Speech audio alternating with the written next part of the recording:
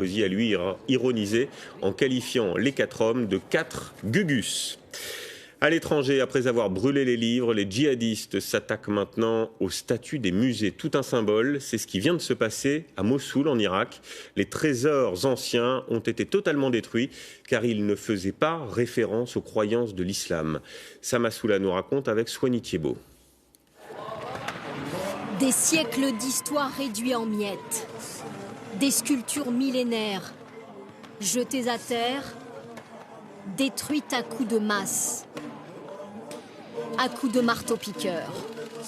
Une fois encore, les djihadistes se mettent en scène dans cette vidéo qu'ils ont eux-mêmes tournée et diffusée sur Internet. Un saccage du musée de Mossoul par les activistes du groupe État islamique qui contrôle cette deuxième ville d'Irak. Face à la caméra, ils justifient leurs actes. Ces statues derrière moi sont des idoles pour les peuples d'autrefois qui les vénéraient au lieu d'adorer Dieu.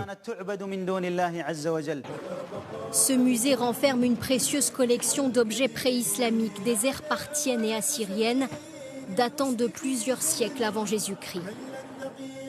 Dans la même vidéo figure la destruction sur un autre site archéologique de Mossoul de ce colosse, un taureau ailé de l'époque assyrienne, un vestige inestimable. Point de vue de l'histoire de l'humanité, c'est un désastre épouvantable. Tout est détruit, c'est une immense perte pour la civilisation. J'ai du mal à réaliser que ça, c'est un musée. Aujourd'hui, les trésors de Mossoul. Hier, les Bouddhas de Bamiyan, dynamités par les talibans en Afghanistan. Pour les intégristes islamistes, tous ces héritages de l'histoire sont assimilés à des blasphèmes.